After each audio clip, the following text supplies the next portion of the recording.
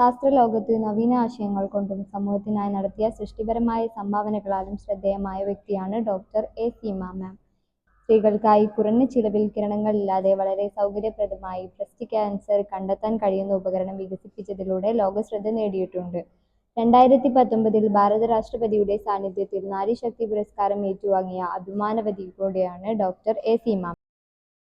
കോഴിക്കോട് സ്വദേശിനിയായ സീമ മാം ഈ സീമെറ്റ് തൃശൂർ ലാബിലെ സയന്റിസ്റ്റാണ്. ഞങ്ങൾ വളാഞ്ചേരി MES കോളേജിലെ WDC and PG department of കെമിസ്ട്രിയും ഓർഗനൈസ് ചെയ്യുന്ന ഇന്റർവ്യൂ സീരീസിലാണ് ഉള്ളത്.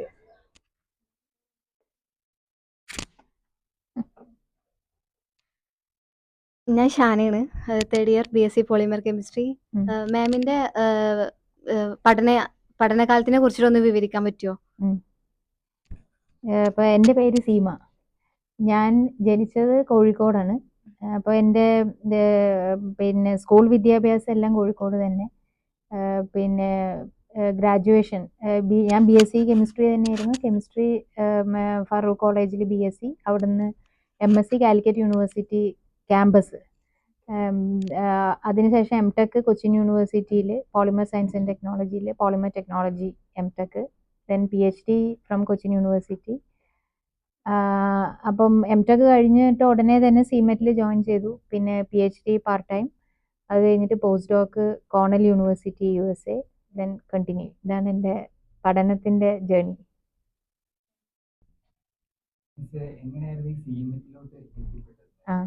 അപ്പോൾ സീമെറ്റ് എന്ന് പറഞ്ഞാൽ centre for materials four electronics technology എന്നാണ്. ഇത് ministry of electronics and information technology, government of ഇന്ത്യയുടെ കീഴിലാണ്, MIT കീഴിലാണ്. അപ്പോൾ സീമെറ്റ് എന്ന് പറയുന്നത് ഇലക്ട്രോണിക്സ് മെറ്റീരിയൽസിലുള്ള റിസർച്ചാണ്. അപ്പം ഇതിലുള്ള മെയിൻ ക്വാളിഫിക്കേഷൻസ് എന്ന് പറയുന്ന post graduate in chemistry, physics, then material science, ഇതൊക്കെയാണ് പിന്നെ ഒരു ക്വാളിഫിക്കേഷൻസ്.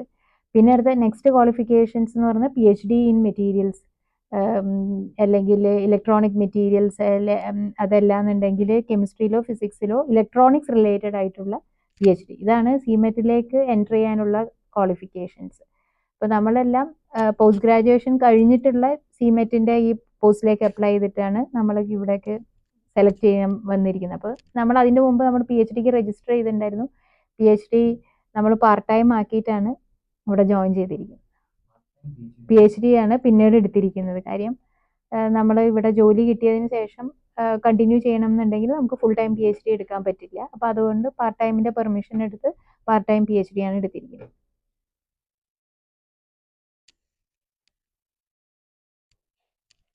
മാം, ഞാൻ Shahana, third year BSc polymer chemistry student ആണ്. മാം വർഷത്തോളം ഈ സീമെറ്റിൽ വർക്ക് ചെയ്യാൻ തുടങ്ങിയിട്ടില്ലേ? അപ്പോൾ ഇവിടെ എത്തിയിട്ട് ഗവേഷണ രംഗത്ത് ഉണ്ടായിരുന്ന മാറ്റങ്ങൾ എന്തൊക്കെയൊന്നു? അപ്പോൾ ഞാൻ മോർ ദാൻ 25 വർഷത്തിൽ മേലെയായി ഞാനിപ്പോൾ സീമെറ്റിൽ ജോലി ചെയ്യാൻ തുടങ്ങിയിട്ട്. ഇപ്പോൾ സീമെറ്റിൻ്റെ ചരിത്രം നോക്കുകയാണെങ്കിൽ സീമെറ്റ് ഉണ്ടായത് തന്നെ 1990-ലാണ്. ഇപ്പം സീമെറ്റിൻ്റെ ചരിത്രം നമ്മൾ 90-ൽ തുടങ്ങിയെങ്കിൽ 1991-ൽ എസ്റ്റാബ്ലിഷ് ചെയ്തെങ്കിലും ഈ ലബോറട്ടറി ഒക്കെ ഉണ്ടാവുന്ന ഒരു 1998-ലാണ്. വേറെ അതുവരെ ഒരു ടെമ്പററി ക്യാമ്പസിലായിരുന്നു. അപ്പം നമ്മൾ ആദ്യകാലങ്ങളിൽ എന്ന് പറഞ്ഞു കഴിഞ്ഞിട്ടുണ്ടെങ്കിൽ നിങ്ങൾക്കറിയാം, അപ്പം ഇന്ത്യയിലുള്ള ഗവേഷണ സ്ഥാപനങ്ങൾ തന്നെ വളരെ കുറവായിരുന്നു. പിന്നെ നമുക്ക് പിന്നെ ഇന്ത്യയിൽ ഉണ്ടാക്കിയ തദ്ദേശീയമായി ഡെവലപ്പ് ചെയ്തിരിക്കുന്ന പ്രോഡക്ട്സുകൾ തന്നെ നമുക്ക് കുറവായിരുന്നു. നമ്മൾ നിങ്ങൾക്കറിയാം, ഒരു 10-20 വർഷം മുമ്പുള്ള കാലഘട്ടം എന്ന് പറഞ്ഞാൽ ഗൾഫിൽ നിന്നൊക്കെ കൊണ്ടുവരുന്നുള്ള ഈ ഇന്റർനാഷണൽ പ്രോഡക്ട്സിനോടായിരുന്നു താല്പര്യം. അതെല്ലാം കഴിഞ്ഞ് നമ്മൾ തദ്ദേശീയമായിട്ട് ഉൽപ്പാദിപ്പിച്ച പ്രോഡക്ട്സുകൾ ഉണ്ടായി. ആ തദ്ദേശീയമായിട്ട് ഒരു പ്രോഡക്റ്റ് ഉൽപ്പാദിപ്പിക്കണം, അതിനനുസരിച്ചുള്ള റിസർച്ച് ഫെസിലിറ്റീസ് ഉണ്ടാവണം. ഇലക്ട്രോണിക്സിൽ മാത്രമല്ല, സീമെറ്റ് ഇലക്ട്രോണിക്സിലാണെന്നുണ്ടെങ്കിൽ പോലും എല്ലാ മേഖലയിലുമുള്ള ഗവേഷണത്തിന് കൂടുതൽ ഇമ്പോർട്ടൻസുകൾ ഉണ്ടായി. അപ്പോൾ നമ്മുടെ രാജ്യത്തിൽ എടുത്തു നോക്കിയാൽ, അപ്പോൾ ഇന്റർനാഷണലിൽ എടുത്തു നോക്കിയാൽ പോലും ഇപ്പോൾ നമ്മളുടെ ക്ലാസിക്കൽ തിങ്കിങ്ങിൽ നിന്ന് ഡിഫറെൻ്റ് ആയിട്ട് പുതിയ ഇൻഫർമേഷൻ ടെക്നോളജീസ് ഡെവലപ്പ് ചെയ്തു. അതിനോട് റിലേറ്റ് ചെയ്തിട്ടുള്ള പിന്നെ പല മേഖലകളും വന്നു. അത് നമ്മുടെ ക്ലാസിക്കൽ സയൻസിലേക്കും വന്നു. അത് ക്ലാസിക്കൽ സയൻസിൽ ഒരുപാട് നല്ല പോസിറ്റീവ് ചേഞ്ചസുകൾ ഉണ്ടാക്കിയിട്ടുണ്ട്. ഇപ്പം നമ്മളിപ്പോൾ നോക്കുമ്പോഴത്തേക്ക് നമ്മൾ ഇവിടുന്ന് ഡാറ്റ അനാലിസിസ്, പിന്നെ ആർട്ടിഫിഷ്യൽ ഇന്റലിജൻസ്, അതും നമ്മളുടെ ബേസിക് സയൻസിലേക്ക് വരുന്നുണ്ട്. ഫോർ എക്സാമ്പിൾ, നമുക്ക് പിന്നെ എ ഐയും ഇപ്പൊ ആർട്ടിഫിഷ്യൽ ഇന്റലിജൻസും മെഷീൻ ലേണിംഗും വെച്ചിട്ട് തന്നെ നമ്മളുടെ സിന്തസിസിനെ നമുക്ക് ഈസി ആയിട്ട് ഉണ്ടാക്കാൻ പറ്റും. ഒരു പക്ഷെ ഞങ്ങളൊക്കെ ചെയ്യുന്ന സിന്തസിസ് ചെയ്യുന്ന കാലഘട്ടത്തിൽ നോക്കുമ്പോൾ നമുക്ക് ആൾട്ടർനേഷൻസ് നമ്മൾ തന്നെ എക്സ്പെരിമെന്റിലൂടെയാണ് അത് കണ്ടെത്തുന്നത്. ഓരോ പാരാമീറ്ററും വേരി ചെയ്തിട്ട് എന്ത് വ്യത്യാസമുണ്ടെന്ന് നമ്മൾ ഓരോ തവണയും എക്സ്പെരിമെന്റ് ചെയ്യണം. ഇപ്പൊ നിങ്ങൾക്ക് എന്ത് ചെയ്യണം, കമ്പ്യൂട്ടേഷണൽ കെമിസ്ട്രിയിൽ എടുത്ത് നോക്കുകയാണെന്നുണ്ടെങ്കിൽ നിങ്ങൾക്ക് ഓരോ പാരാമീറ്ററും മാറ്റി നോക്കിയിട്ട് എന്തൊക്കെ ഉണ്ടാവാൻ പ്രോബബിൾ എന്നുള്ളതിന്റെ കുറിച്ചൊരു ധാരണയുണ്ട്. അപ്പൊ അത് വെച്ചിട്ട് നിങ്ങൾക്ക് ചെയ്യാം. അപ്പൊ അങ്ങനെയുള്ള മാറ്റങ്ങൾ എല്ലാ മേഖലയിലും വന്ന പോലെ ഗവേഷണത്തിലും വന്നിട്ടുണ്ട്. ഈ AI വെച്ചിട്ട് ചെയ്യാന്ന് പറഞ്ഞല്ലോ, അപ്പൊ അത്ര ആക്യുറേറ്റ് ആയിട്ടുണ്ടാവും? ഇപ്പൊ എ ഐ എന്ന് പറഞ്ഞാൽ നമ്മള് എക്സാമ്പിൾ ഞാൻ പറയുകയാണെങ്കിൽ ഇപ്പൊ നമുക്കൊരു പുതിയൊരു മോളിക്യൂൾസിനെ ജനറേറ്റ് ചെയ്യണം. ഇപ്പൊ ഒരു ഫാർമ മോളിക്യൂൾസിന്, ഇപ്പൊ ക്യാൻസറിനെതിരെയുള്ള ഒരു ഫാർമ മോളിക്യൂളിനെ ജനറേറ്റ് ചെയ്യണം എന്നുണ്ടെങ്കിൽ ഇപ്പൊ നമുക്കറിയാം എന്തെല്ലാം ഫാക്ടേഴ്സ് ആയിരിക്കും ക്യാൻസറിന് ലീഡ് ചെയ്തിരിക്കുന്നത്. ജെനറ്റിക്കൽ ഫാക്ടേഴ്സ് ഉണ്ടാവാം, പിന്നെ ചിലപ്പം വേറെ നമ്മുടെ ലൈഫ് സ്റ്റൈലിന്റെ ഫാക്ട് കൊണ്ടുണ്ടാവുന്ന ചില ഫാക്ടേഴ്സ് ഉണ്ടാവും. അങ്ങനെ പല കാര്യങ്ങളും നമ്മൾക്ക് ഇതിലുണ്ട്. അപ്പൊ നമ്മൾ ഈ ഫാക്ടേഴ്സ് എല്ലാം കൺസിഡർ ചെയ്തുകൊണ്ട് ഇപ്പൊ നമ്മൾക്ക് ഒരു ആർട്ടിഫിഷ്യൽ ഇന്റലിജൻസിന്റെ സഹായത്തോടെ നമ്മൾ ഡാറ്റ എല്ലാം കൊടുത്തിട്ട് നമുക്ക് പ്രെഡിക്റ്റ് ചെയ്യാൻ പറ്റും ഇതൊക്കെ ആയിരിക്കും പ്രോബബിൾ കോഴ്സ്, ഇതിനൊക്കെ പറ്റിയ ഇന്ന ഫങ്ഷണൽ ഗ്രൂപ്പ്സുകൾ, ചിലപ്പം ആന്റി ഓക്സിഡൻസ് ഉണ്ടാവുന്ന ഒരു ഫങ്ഷണൽ ഗ്രൂപ്പ്സ്, ഇന്ന ഫങ്ഷണൽ ഗ്രൂപ്പ്സുകളോ ഇന്ന ക്യാരക്ടറിസ്റ്റിക്സോ ഈ മെറ്റീരിയൽ ഡെവലപ്പ് ചെയ്യാമെന്നുണ്ടെങ്കിൽ നമുക്ക് ഇതിനെ കൂടുതൽ അഡ്രസ് ചെയ്യാൻ പറ്റും, നമുക്ക് മനസ്സിലാക്കാൻ പറ്റും. അപ്പോൾ അങ്ങനെയുള്ള മോളിക്യൂൾസ് ഉണ്ടാക്കണമെങ്കിൽ ഏതെല്ലാം രീതിയിലുള്ള ഇനീഷ്യൽ മോളിക്കുലാർസ് അല്ലെങ്കിൽ ഏതൊക്കെ മെറ്റീരിയൽസുകൾ എടുക്കണം, ഇത് ഇങ്ങനെയുള്ള ഒരു ഫോർമുലേഷൻസ് ഡെവലപ്പ് ചെയ്യണമെങ്കിൽ ഇതിനൊക്കെ വളരെ ഹെൽപ്ഫുൾ ആയിരിക്കുമല്ലോ. അപ്പൊ അതാണ് AI ഒരു ആപ്ലിക്കേഷൻസ് എന്ന് പറയുന്നത്. പിന്നെ രണ്ടാമത്തെ ആപ്ലിക്കേഷൻസ് നിങ്ങൾക്ക് പറയാന്ന് വെച്ചാൽ നിങ്ങളുടെ കയ്യിൽ ഒരുപാട് ഡാറ്റ ഉണ്ട്. ഇപ്പൊ നിങ്ങളിപ്പോ സ്കൂളിൽ കോളേജിൽ പഠിക്കുമ്പോൾ ഇപ്പൊ എന്തെങ്കിലും ഒരു അനാലിസിസ് ചെയ്യുമ്പോൾ നിങ്ങൾ ചിലപ്പോൾ ഗ്രാഫിൽ വരച്ചിട്ടായിരിക്കും. എക്സാമ്പിൾ നിങ്ങളുടെ ഒരു കളറിമെട്രി ചെയ്യുകയാണെന്നെങ്കിൽ ഒരു അൺനോൺ പാരാമീറ്റർ കണ്ടുപിടിക്കണമെങ്കിൽ ഡിഫറെന്റ് കോൺസെൻട്രേഷൻ ചെയ്ത് ഒരു ഗ്രാഫ് പ്ലോട്ട് ചെയ്ത് അതിൽ നിന്ന് കണ്ടുപിടിക്കുക. അപ്പൊ അതൊരു ഡാറ്റ ഒരു ലിമിറ്റഡ് ആണ്. പക്ഷെ അപ്പൊ അതിൽ നിങ്ങളുടെ ആക്യുറസി ചിലപ്പം പിന്നെ 10%, 1%, അപ്പൊ എനിക്ക് 0.001% ആക്യുറേറ്റഡ് ആയ ഒരു ഡാറ്റ കിട്ടണം. അപ്പൊ നമ്മൾ എന്ത് ചെയ്യും, അതിനത്രയും എക്സ്പെരിമെന്റ്സ് കണ്ടക്ട് ചെയ്യേണ്ടി വരും, അത്രയും ഡാറ്റ ജനറേറ്റ് ചെയ്യേണ്ടി വരും. അത്രയും ഡാറ്റ നിങ്ങൾക്ക് പിന്നെ ഇൻഡിവിജ്വൽ ഒരു ഹ്യൂമൻ ബീയിങ്ങിനെ ഹാൻഡിൽ ചെയ്യാൻ ബുദ്ധിമുട്ടായിരിക്കും. അപ്പൊ നമ്മൾ എന്ത് ചെയ്യണം, അതിനുള്ള സഹായങ്ങൾ, അതിന് പറ്റിയിട്ടുള്ള നമ്മളുടെ മെഷീൻ ലേണിംഗ് പ്രോഗ്രാംസുകളോ അല്ലെങ്കിൽ അതിന് പറ്റിയിട്ടുള്ള ന്യൂറൽ അൽഗോരിതംസോ അങ്ങനെ എന്തെങ്കിലും ഒക്കെ ഡെവലപ്പ് ചെയ്യും. അപ്പൊ അങ്ങനെ ഡാറ്റ കൈകാര്യം ചെയ്യുന്നതിനും ഡാറ്റയുടെ ആക്യുറസി, ഡാറ്റ ഫിൽറ്ററിങ്, ഇതിനൊക്കെ നിങ്ങൾക്ക് നമ്മൾ പണ്ട് സ്റ്റാറ്റിസ്റ്റിക്കൽ ടൂൾ നമ്മൾ ഉപയോഗിക്കുന്നതിന് പകരം you can do it by the help of the system.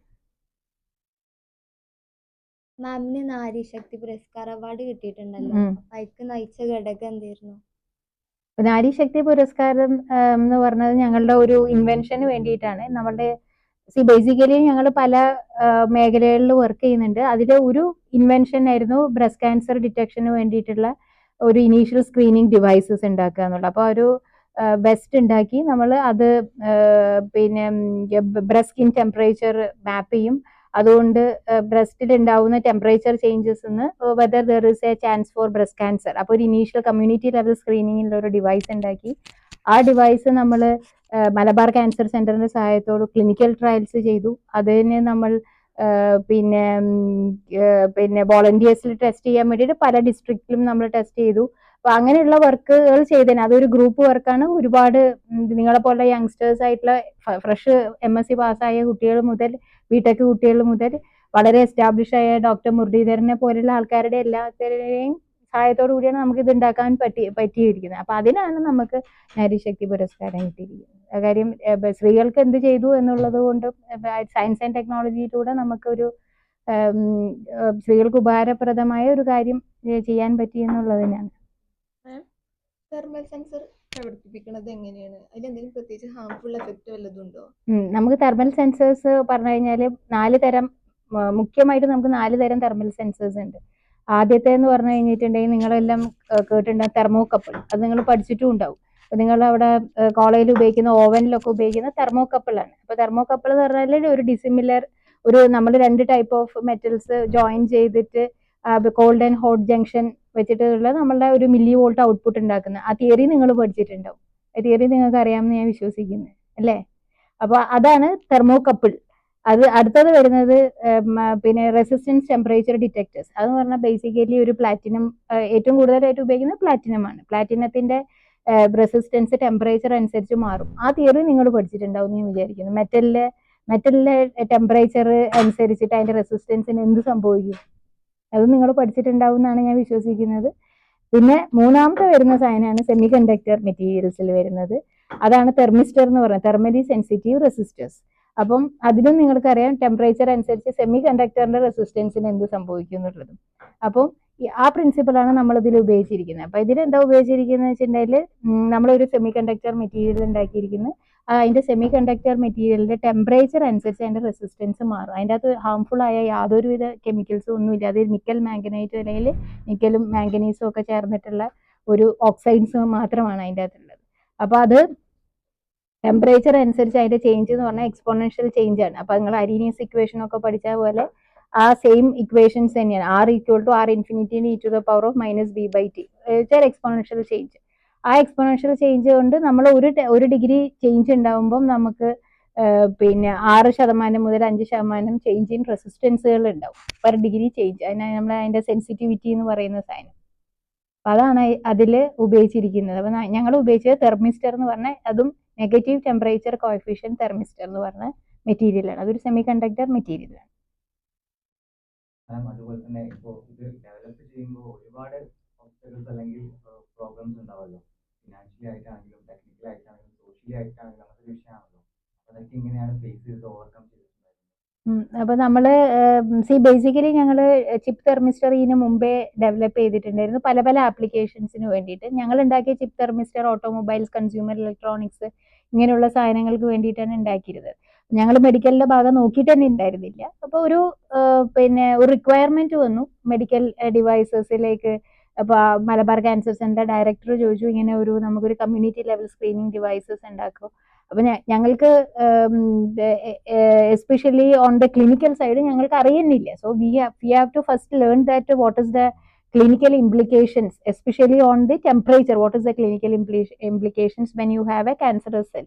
അപ്പൊ അതിൽ നമ്മൾ എന്താണ് പിന്നെ ക്യാൻസർ സെല്ലിൽ ഉണ്ടാവുന്ന മാറ്റങ്ങൾ, സോ അത് എന്താണ്, ഒരുപാട് സെൽ മൾട്ടിപ്ലിക്കേഷൻസ് ഉണ്ടാവും. അപ്പൊ അവിടെ ഹയർ മെറ്റബോളിക് ഹീറ്റ് ജനറേഷൻ ഉണ്ടാവും, അതുകൊണ്ട് ഒരു ടെമ്പറേച്ചർ ഡിഫറൻസ് ഉണ്ടാവും. ഇതൊക്കെ നമ്മൾ ആദ്യം മനസ്സിലാക്കുന്നു, ഒരു ക്ലിനിക്കൽ ഇത് മനസ്സിലാക്കുന്നു.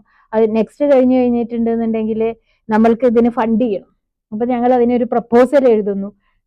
പിന്നെ കാര്യം നമുക്ക് ഫണ്ട് ചെയ്യണം എന്നുണ്ടെങ്കിൽ നമ്മുടെ ഗവൺമെന്റിന് ഒരു പ്രപ്പോസൽ കൊടുക്കണം. അപ്പൊ അതിന് ഞങ്ങള് പിന്നെ മലബാർ ക്യാൻസർ സെന്റർ, സിമെറ്റ്, സിഡാക് ഇതെല്ലാവരും കൂടി ചേർന്നൊരു ജോയിന്റ് പ്രപ്പോസൽ എഴുതി നമ്മുടെ ഗവൺമെന്റിന് കൊടുക്കുന്നു. അത് പല ഡിഫറെന്റ് ലെവൽ ഓഫ് ഇവാലുവേഷൻസിന് ശേഷം അവർക്കത് അപ്രൂവിങ് ആണെന്ന് തോന്നുമ്പോൾ അവരതിന് ഫണ്ട് ചെയ്യും. അങ്ങനെയാണ് ഫണ്ടിങ് വരുന്നത്. ഫിനാൻഷ്യൽ പ്രോബ്ലംസുകൾ അങ്ങനെയാണ് സോൾവ് ചെയ്യുന്നത്. But there are lot of technical challenges. കാര്യം ഞങ്ങൾക്ക് അത് ഒരു മെറ്റീരിയൽ സയന്റിസ്റ്റിനുള്ള രീതിയിൽ നമുക്കൊരു കോമ്പോണന്റ് ഉണ്ടാക്കാം എന്നുള്ള, അതിന് ശേഷം ഒരു ഡിവൈസ് ഉണ്ടാക്കുക എന്ന് പറഞ്ഞു കഴിഞ്ഞിട്ടുണ്ടെങ്കിൽ എങ്ങനെ നമ്മൾ അതിന്റെ ബ്രസ്റ്റിന്റെ സ്കിൻ മാപ്പ് ചെയ്യും, എങ്ങനെ അതിന്റെ പൊസിഷൻ ലൊക്കേറ്റ് ചെയ്യും, പിന്നെ അതിൽ നിന്നുള്ള സിഗ്നൽസിനെ എങ്ങനെ കമ്മ്യൂണിക്കേറ്റ് ചെയ്തെടുക്കണം, പിന്നെ എന്ത് ഷേപ്പിൽ കൊടുക്കണം, എത്ര സെൻസേഴ്സ് വെക്കണം, എങ്ങനെ നമ്മൾ അതിനെ, കാര്യം ക്ലിനീഷ്യൻസിന് എല്ലാം ഫെമിലിയർ എന്ന് പറഞ്ഞാൽ ഇമേജിങ് ആണ്. എങ്ങനെ നമ്മൾ ഡിസ്ക്രീറ്റ് സെൻസേഴ്സിന് ഒരു ഇമേജ് ഉണ്ടാക്കും, അതൊരു വളരെ ചാലഞ്ചിങ് ആയിരുന്നു. അപ്പൊ നമ്മൾ ടൊമോഗ്രാഫി എന്ന് പറഞ്ഞിട്ടുള്ള ടെക്നീക്സ് ഉണ്ട്. ടൊമോഗ്രാഫി നിങ്ങൾ പഠിച്ചിട്ടുണ്ടാവും. CT, കമ്പ്യൂട്ടറൈസ്ഡ് ടൊമോഗ്രാഫിയും സാധാരണ എക്സ്റേയും തമ്മിലുള്ള ഒരു വ്യത്യാസം നിങ്ങൾക്ക് അറിയായിരിക്കും. എക്സ്റേ ഒരു 2D ഇമേജ് കിട്ടുമ്പം CT എന്ന് പറയുമ്പോൾ നിങ്ങൾക്ക് ഒരു 3D ഇമേജിംഗ് സിസ്റ്റം കിട്ടും. അപ്പൊ അതുപോലെ നമ്മളൊരു തെർമൽ 3D ഇമേജിങ്ങിലേക്ക് പോകുന്നു. അതിൽ ഞങ്ങൾക്ക് പരിചയമില്ലാത്തതുകൊണ്ട് നമ്മൾ ഇന്ത്യൻ ഇൻസ്റ്റിറ്റ്യൂട്ട് ഓഫ് സയൻസിൽ ഈ മേഖലകളിൽ ചെയ്യുന്ന പ്രൊഫസേഴ്സുമായിട്ട് കോൺടാക്ട് ചെയ്യുന്നു. അവിടെ പോയിട്ട് ഇതിനെക്കുറിച്ച് പഠിക്കുന്നു. അങ്ങനെയാണ് ഞങ്ങളൊരു 3D ടൊമോഗ്രാഫി ഓൺ തെർമൽ ടൊമോഗ്രാഫിയിലേക്ക് വരുന്നത്. അപ്പോൾ അങ്ങനെയുള്ള പല ടെക്നിക്കൽ ചാലഞ്ചസിനെയും കൂട്ടായ തീരുമാനം. ഈ സോഷ്യലിന്റെ പറയുകയാണെന്നുണ്ടെങ്കിൽ ഇത് ക്ലിനിക്കൽ ട്രയൽസ് പോകുമ്പോൾ സാധാരണ വിമന്റെ അടുത്തേക്ക് പോകണം. അപ്പൊ അവരുടെ പ്രോബ്ലം എന്താ, first time they have diagnosed that they have a disease. അപ്പൊ നിങ്ങൾക്കറിയാമല്ലോ, നമുക്ക് ആദ്യം തന്നെ ഒരു വലിയൊരു ഡിസീസ് ഉണ്ടെങ്കിൽ നമ്മുടെ മൈൻഡ് സെറ്റ് തന്നെ ഒട്ടും സ്റ്റേബിൾ ആയിരിക്കില്ല. പക്ഷെ അവിടെയും എല്ലാ ഇന്ത്യയിലെ സ്ത്രീകൾ നമ്മളുടെ കൂടെ വളരെ സ്ട്രോങ് ആയിട്ട് നിന്നു. അവരത് പുതിയ സിസ്റ്റത്തിന്റെ അകത്തേക്ക് ടെസ്റ്റ് ചെയ്യാൻ വില്ലിങ് ആയിട്ട് വന്നു. ആ ഒരു സൊസൈറ്റൽ കമ്മിറ്റ്മെന്റ്സിനോട് നമ്മൾ എപ്പോഴും നന്ദിയുണ്ട്. അപ്പൊ ഇങ്ങനെയാണ് നമ്മൾ ഓരോ പ്രോബ്ലത്തെയും അഡ്രസ് ചെയ്തിരിക്കുന്നത്. ഒരു ഇംപ്ലിമെന്റേഷൻ ചെയ്യുമല്ലോ, അതായത് ഇപ്പോൾ ടെസ്റ്റ് നോക്കുമല്ലോ, അപ്പൊ എന്തെങ്കിലും പ്രശ്നങ്ങളോ അങ്ങനെ എന്തെങ്കിലും കാര്യങ്ങൾ ഉണ്ടായിട്ടുണ്ടായിരുന്നു ഫസ്റ്റ് ഇത് ചെയ്തപ്പോൾ? അതുണ്ടാവും. നമ്മൾ കുറേ പിന്നെ ഡിഫറെന്റ് ആദ്യം നമ്മൾ പ്രൂവൺ മാലിഗ്നൻ കേസിൽ ഇത് കാര്യം വർക്ക് ചെയ്യുന്നുണ്ടോ എന്ന് ചെയ്യാൻ അന്വേഷിക്കുന്നില്ല. അപ്പൊ അത് ചെയ്തിട്ടുണ്ട്. പിന്നെ നമ്മൾ ഇത് ചെയ്യുമ്പം നമുക്കൊരു ഉത്തരവാദിത്തം ഉണ്ടല്ലോ, നമ്മൾ ഇത് സാധനം ശരിയാണോ അല്ലെങ്കിൽ നമ്മൾ റോങ് റിസൾട്ടോ ഒന്നും പറയാൻ പാടില്ലാത്തതുകൊണ്ട് അവരെ എല്ലാം ഗോൾഡൻ സ്റ്റാൻഡേർഡ് ഉപയോഗിച്ചുള്ള ടെസ്റ്റുകളും ചെയ്തിട്ടുണ്ടായിരുന്നു. അപ്പൊ മെമോഗ്രാം എന്നുള്ള ഗോൾഡൻ സ്റ്റാൻഡേർഡ് റെഫറൻസ് ആക്കി വെച്ചുകൊണ്ടാണ് നമ്മളിത് ചെയ്തിരിക്കുന്നത്. അതിൽ അങ്ങനെ കണ്ടെത്തിയിട്ടുള്ള ആൾക്കാർക്കാണെങ്കിൽ അവർക്ക് വേണ്ട സഹായങ്ങളും നമ്മൾ ചെയ്തു കൊടുത്തിട്ടുണ്ട്. അതെ, ഇല്ല, നമ്മൾ റീപ്ലേസിങ്ങിനല്ല നമ്മൾ ഉദ്ദേശിച്ചിരിക്കുന്നത്. ഗോൾഡൻ സ്റ്റാൻഡേർഡ് മെമ്മോഗ്രാം തന്നെ നമ്മൾ കമ്മ്യൂണിറ്റി ലെവൽ സ്ക്രീനിങ്ങിലേക്കാണ് പോകുന്നത്. കാര്യം നിങ്ങളുടെ വീട്ടിൽ വന്ന് അല്ലെങ്കിൽ നിങ്ങൾ താമസിക്കുന്ന ആ ഒരു കമ്മ്യൂണിറ്റി ലെവൽ സ്ക്രീനിങ്ങിലേക്കാണ് നമ്മളുടെ ഫസ്റ്റ് ഇന്റൻഷൻ. കാര്യം അവിടുന്ന് സ്ക്രീനിങ് ചെയ്തവരെ ഫെർദർ സ്ക്രീനിങ് എന്നുള്ളതാണ് നമ്മളെ ഉദ്ദേശം ഉണ്ടായിരുന്നത്. മാമിന് ഇൻസ്പയർ ആയി പ്രചോദനമായ ഏതെങ്കിലും ഒരു വ്യക്തികളോ എന്തെങ്കിലും സംഭവം ഉണ്ടോ ഇതിന്റെ പിന്നിൽ? അല്ല, ആക്ച്വലി ഇതൊരു നമ്മൾ ഇതിൽ ഈ ഒരു പെർട്ടിക്കുലർ റിസർച്ച് എന്നുള്ളത് എപ്പോഴും ഞങ്ങളുടെ പാഷനാണ്. അതുകൊണ്ട് നമ്മൾ ഇതൊരു പ്രോഡക്റ്റ് മാത്രമാണ്. We have developed several such products. പല ഇന്ത്യയിൽ ഇൻഡിജിനസ് ആയിട്ടുള്ള പല സെൻസറുകൾ നമ്മൾ ഉണ്ടാക്കിയിട്ടുണ്ട്, സൂപ്പർ കപ്പാസിറ്റർ ഉണ്ടാക്കിയിട്ടുണ്ട്, പല പ്രോഡക്ട്സുകളും നമ്മളുടെ ലാബിൽ നിന്ന് തന്നെ ഞങ്ങളുടെ ഗ്രൂപ്പിൽ നിന്ന് തന്നെ ഉണ്ടാക്കിയിട്ടുണ്ട്. സോ ഇവിടെ എല്ലാം മുഖ്യമായിട്ട് നമ്മൾ റിക്വയർമെന്റ് ഡ്രിവൺ റിസർച്ച് ആണ്. കാര്യം ഇതൊരു ഫണ്ടമെന്റൽ റിസർച്ച് ലാബേ അല്ല. അപ്പൊ നമ്മൾ ഓരോരുത്തർക്കും നമ്മൾക്ക് എന്താണ് ആവശ്യം, ഈ രാജ്യത്തിന് ആവശ്യം, അല്ലെങ്കിൽ എന്താണോ ഇവിടെയുള്ള ആൾക്കാർക്ക് ആവശ്യം, അത് ആവശ്യം ഞങ്ങൾ ഉന്നയിക്കുന്നതിനനുസരിച്ചിട്ടാണ് നമ്മൾ ഒരു പ്രൊഡക്റ്റ് ഉണ്ടാക്കുന്നത്. അപ്പൊ ഈ ഒരു പെർട്ടിക്കുലർ മേഖലയിലേക്ക് വരാനുള്ള കാരണം എന്ന് പറഞ്ഞു കഴിഞ്ഞിട്ടുണ്ടെങ്കിൽ അന്നത്തെ മലബാർ ക്യാൻസർ സെന്ററിന്റെ ഡയറക്ടർ ഡോക്ടർ സതീശൻ ഇവിടെ വന്നിട്ട് ഒരു ടോക്ക് പറഞ്ഞപ്പം ബ്രസ്റ്റ് ക്യാൻസർ നമ്പർ 1 ക്യാൻസർ ആണ്, നമുക്കൊരു ക്ലിനിക്കൽ ഒരു കമ്മ്യൂണിറ്റി ലെവൽ സ്ക്രീനിങ് നടത്താൻ പറ്റുന്നുണ്ടെന്നുണ്ടെങ്കിൽ നമുക്ക് ഇനീഷ്യലി ഇതിനെ ഡിറ്റക്ട് ചെയ്യാൻ പറ്റും, അങ്ങനെ വാല്യുബിൾ ആയിട്ടുള്ള ഹ്യൂമൻ ലൈഫ് സേവ് ചെയ്യാൻ പറ്റും എന്നുള്ള തോട്ടെന്നാണ് നമ്മൾ ഇത് ഉണ്ടാക്കിയിരിക്കുന്നത്. പക്ഷെ എന്റെ ഓൾ ടൈം ഫേവറേറ്റ് നിങ്ങൾ എന്നെ പ്രചോദിപ്പിച്ചെന്ന് പറഞ്ഞാൽ അത് മാഡം ക്യൂറിയാണ്. സോ ഷീസ് മാരി ക്യൂറിയോളം അത്രയും റെസ്പെക്ട്ഫുൾ ആയി. So you should learn about her എന്ന് പറഞ്ഞു. എല്ലാ സമയത്തും മെയിൽ ഡോമിനൻസി ഉള്ള ഒരു സൊസൈറ്റിയിൽ നിന്ന് പിന്നെ ഫൈറ്റ് ചെയ്തുകൊണ്ടാണ് അവരെല്ലാ സക്സസും 2 നൊബേൽ പ്രൈസ് നേടിയത്. First woman to get Nobel prize, first person to get 2 Nobel prize, a person to get 2 Nobel Prize in 2 different fields. So she is a very peculiar person. You should learn about her. So she is always my inspiration. Malabar cancer സെന്ററുമായിട്ടുള്ള സഹകരണം എങ്ങനെയായിരുന്നു? So അവര് ഞങ്ങളുടെ clinical trials എല്ലാം ചെയ്തത് Malabar cancer സെന്ററിൽ വെച്ചിട്ടായിരുന്നു. So ഞങ്ങൾക്ക് വളരെ നല്ല അസോസിയേഷൻ ആയിരുന്നു മലബാർ ക്യാൻസർ സെന്ററിൽ ഉണ്ടായിരുന്നത്. ഇപ്പൊ ഞങ്ങളുടെ പിന്നെ ക്ലിനിക്കൽ ട്രയൽസിനായാലും അതിനുശേഷമുള്ള പിന്നെ ഫർദർ ഡെവലപ്മെന്റ്സിനായാലും അവരിൽ നിന്ന് വളരെ നല്ല സപ്പോർട്ട് കിട്ടിയിട്ടുണ്ട്. പിന്നെ അത് മാത്രമല്ല, അതിനുശേഷം അവർ വേറെയും പ്രൊജക്റ്റിൽ സിമെറ്റുമായിട്ട് കൊളാബറേറ്റും ചെയ്തിട്ടുണ്ട്.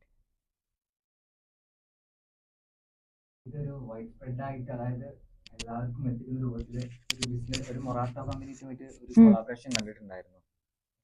അതിപ്പോ ഞങ്ങൾ ഈ പ്രൊഡക്റ്റിന് ടെക്നോളജി ട്രാൻസ്ഫർ ചെയ്തത് Murata business engineering India limited എന്ന് പറഞ്ഞാണ്. അത് മുറാട്ട മാനുഫാക്ചറിംഗ് കമ്പനി ജപ്പാന്റെ സബ്സിഡിയറിയാണ്. So they have taken this technology. ഒരു മെഡിക്കൽ ഡിവൈസസ് പുറത്തിറക്കുമ്പോൾ ഉണ്ടാവുന്നതിന്റെ എല്ലാ ടെസ്റ്റുകളും പാസ്സാവേണ്ടതുണ്ട്. കാര്യം ഒരു മെഡിക്കൽ ഡിവൈസസിന് ഒരു സെറ്റ് ഓഫ് ടെസ്റ്റുകൾ നമ്മൾ എല്ലാ ഗവൺമെന്റുകളും പ്രിസ്ക്രൈബ് ചെയ്തിട്ടുണ്ടാവും. നമ്മുടെ ഗവൺമെന്റ് ഓഫ് ഇന്ത്യയുടെ എല്ലാ ടെസ്റ്റുകളും പാസ്സായതിനു ശേഷമാണ് അതിന്റെ കമേഴ്ഷ്യലൈസേഷൻ. അതിന്റെ കൂടെ അവര് പിന്നെ സർവീസ് എന്നുള്ള രീതിയിൽ ഇന്ത്യയിലെ ഒട്ടുമിക്ക സംസ്ഥാനങ്ങളിലും അവരത് ചെയ്തിട്ടുണ്ട്. ഇപ്പൊ അവർ കമേഴ്ഷ്യലി സോൾഡും ചെയ്യുന്നുണ്ട്.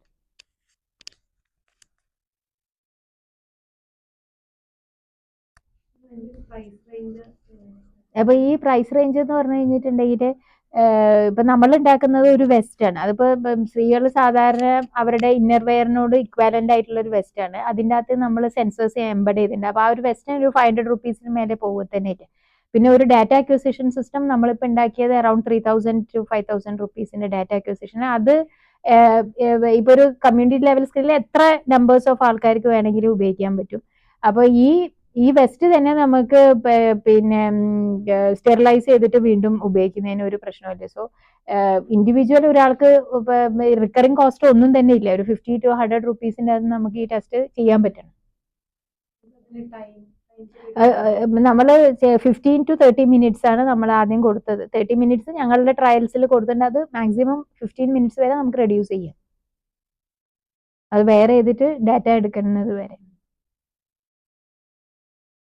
ഇതിലൊരു ടീം വർക്ക് ആണല്ലോ. അതെ. അപ്പോൾ ആ ഒരു എക്സ്പീരിയൻസ് എങ്ങനെയായിരുന്നു? അപ്പൊ അതാണ് ഞാൻ പറഞ്ഞത്. അതിൻ്റെ അകത്ത് MSc ഫിസിക്സ് ഉണ്ടാവും, MSc കെമിസ്ട്രി ഉണ്ടാവും, BTech ഇലക്ട്രോണിക്സ് ഉണ്ട്, BTech മെക്കാനിക്കൽ ഉണ്ടാവും, പിന്നെ ഡിപ്ലോമ സ്റ്റുഡൻസ് ഉണ്ട്, അതല്ലാണ്ട് PhD-കാരായിട്ടുള്ള സയന്റിസ്റ്റുകൾ ഉണ്ട്. അപ്പൊ ഇത്രയും പേരുടെ ഒരു ടീം എഫേർട്ട്, അതൊന്നും കൂടാതെ സാധാരണക്കാരായ പലരും ഇൻവോൾവ് ചെയ്തിട്ടുണ്ട്. കാര്യം എക്സാമ്പിൾ, ഞങ്ങൾക്ക് വേണ്ട രീതിയിൽ പിന്നെ ഈ വെസ്റ്റ് സ്റ്റിച്ച് ചെയ്യുന്നത് ഒരു ലോക്കൽ ടൈലർ ആയിരുന്നു. കാര്യം അത് അയാളുടെ ഒരു കോൺട്രിബ്യൂഷൻസ്, അല്ലെങ്കിൽ ആ വ്യക്തി, ആ ഒരു ലേഡി ആയിരുന്നു, അവരുടെ ഒരു കോൺട്രിബ്യൂഷൻസ് ഉണ്ട്. അങ്ങനെ ഓരോ ഇൻഡിവിജ്വലിന്റെയും കോൺട്രിബ്യൂഷൻസോട് കൂടിയാണ് ഇങ്ങനെ ഒരു പ്രൊഡക്റ്റ് ഉണ്ടാക്കിയിരിക്കുന്നത്. അത് കൂടാതെ മലബാർ ക്യാൻസർ സെന്ററിലെ ഡോക്ടർ, സീഡാക്കിലെ എഞ്ചിനീയേഴ്സ് മുഴുവൻ ഉണ്ടായിരുന്നു ഒരു ഡാറ്റ അക്വിസിഷൻ സിസ്റ്റം ഉണ്ടാക്കാൻ. ഇതൊന്നും കൂടാതെ സാധാരണക്കാരായ സ്ത്രീകൾ ഒരുപാട്, അവരുടെ കൂടെ ബൈസ്റ്റാൻഡേഴ്സ് ആയിട്ട് നിന്നിരിക്കുന്ന അവരുടെ ഹസ്ബൻഡോ അവരുടെ പാരന്റ്സോ, ഇങ്ങനെ പലരും കൂടെ ചേർന്നിട്ടാണ് ഇങ്ങനെ ഒരു സംരംഭം നമുക്ക് ഉണ്ടാക്കിയെടുക്കാൻ പറ്റിയിരിക്കുന്നത്.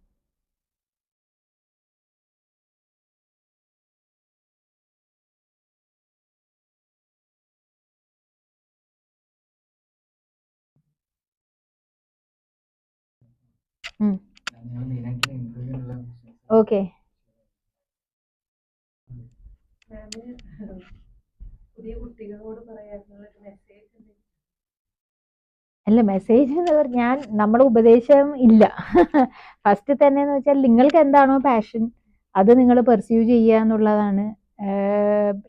എന്ത് തന്നെയോ ആയിക്കോട്ടെ, അത് whether it is A science, whether it is an arts, or whether it is A social thing, but what is your passion അത് നിങ്ങൾ തിരിച്ചറിഞ്ഞിട്ട് അതിലേക്ക് നിങ്ങൾ പോകുമ്പോൾ മാത്രമേ നിങ്ങളൊരു ഫുൾ ആയിട്ടുള്ള ഒരു സാറ്റിസ്ഫാക്ഷൻ ഉണ്ടാവുള്ളൂ. അതിലായത് നിങ്ങൾക്ക് എക്സൽ ചെയ്യാൻ പറ്റുള്ളൂ. അതിലാണ് നിങ്ങൾക്ക് അതൊരു ജോലിയല്ലാതെ അത് എൻ്റെ ഒരു ഹോബി ആയിട്ട് കൺസിഡർ ചെയ്യണം. ഇപ്പൊ ഈ സിമെറ്റിൽ വന്നിട്ട് പിന്നെ നമ്മളുടെ ഒരു റിസർച്ചിനെ എൻ്റെ ഒരു ജോലിയായിട്ട് നിങ്ങൾക്ക് ഒരിക്കലും ചെയ്യാൻ പറ്റില്ല. Because it will be always frustrating to you. So I want to makes a new inventions, I will put all my effort to develop something new. അങ്ങനെ ഒരു പാഷൻ ഉള്ള ആൾക്ക് മാത്രമേ ഇത് പറ്റുള്ളൂ. അതേസമയം എൻ്റെ പാഷൻ ഇസ് എ സിംഗിങ്, ആൾക്ക് വന്നിട്ട് ഒരു റിസർച്ച് ചെയ്യാൻ പറ്റില്ലല്ലോ. So what is your passion, that only you have to follow it. അപ്പൊ നിങ്ങൾക്ക് എന്തായാലും അച്ചീവ്മെന്റ്സ് ഉണ്ടാവും.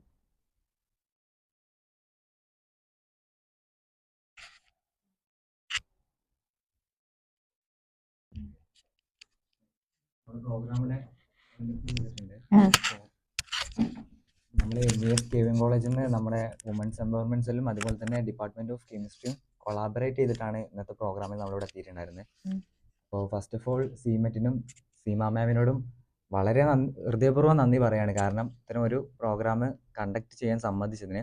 നമുക്കറിയാം സെൻട്രൽ ഗവൺമെൻറ് ഒരു ഇൻസ്റ്റിറ്റ്യൂഷൻ ആണ്, അതുപോലെ ഒരുപാട് തിരക്കുകളുണ്ട് മിസ്സിന്. അപ്പോൾ വളരെ കുറച്ച് സമയം നമ്മൾ അത് സൗമിനി മിസ്സിൻ്റെ ഒരു എഫേർട്ട് കൊണ്ട് തന്നെയാണ് നമുക്കത് എത്തിപ്പെടാൻ പറ്റിയിട്ടുള്ളത്.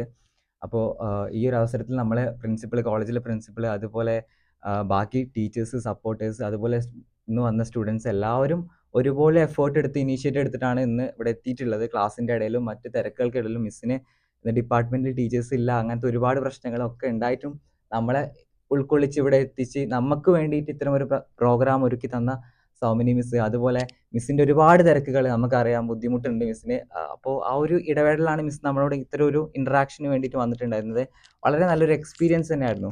കാരണം എന്താണെന്ന് വെച്ച് കഴിഞ്ഞാൽ നമ്മൾ ഒരു നോളേജ്, ഒരു അറിവെടുക്കുക എന്നുള്ളതല്ല, അതല്ല ഏറ്റവും ഇമ്പോർട്ടൻ്റ് ആയ തിങ് എന്ന് എനിക്ക് തോന്നിയിട്ടുണ്ട്. കാരണം അറിവ് വേണം, അറിവ് ഒരു മിനിമലായിട്ട് വേണം, പക്ഷെ അതിലുപരി നമ്മൾ അതെങ്ങനെ യൂസ് ചെയ്യുന്നത്, അല്ലെങ്കിൽ അതിൽ നിന്ന് എന്താണ് നമ്മൾ ഉൾക്കൊള്ളുന്നത് എന്നതിലാണ് കാര്യം എന്ന് ഞാൻ മനസ്സിലാക്കിയത്. പിന്നെ മിസ്സിൻ്റെ ഈ ഒരു ക്ലാസ്സിൽ ഒരു നോളജിനപ്പുറം ഒരു മോട്ടിവേഷനാണ്. അത് ഒരു സോഷ്യൽ ഇമ്പാക്റ്റ്, ഒരു സൊസൈറ്റിക്ക് എത്രത്തോളം ഒരു റിസർച്ച് ഇമ്പാക്റ്റ് ചെയ്യാൻ പറ്റും എന്നുള്ളതാണ് മിസ്സിൻ്റെ ഈ ഒരു അതുപോലെ ഈ ഒരു ഡിവൈസ് കൊണ്ട് നമുക്ക് മനസ്സിലാക്കിയ ഒരു കാര്യം. സോ മിസ്സിന് ഇനിയും ഒരു വലിയ അച്ചീവ്മെൻറ്റിലോട്ട് എത്താൻ പറ്റട്ടെ എന്ന് ഞാൻ ആശംസിക്കുന്നു. അതുപോലെ എൻ്റെ ഡിപ്പാർട്ട്മെൻറ്റിൻ്റെയും അതുപോലെ MES KVM കോളേജിൻ്റെ പേരിൽ ഹൃദയപൂർവ്വം നന്ദി പറഞ്ഞുകൊണ്ട് ഞാൻ നിർത്തുന്നു. Thank you.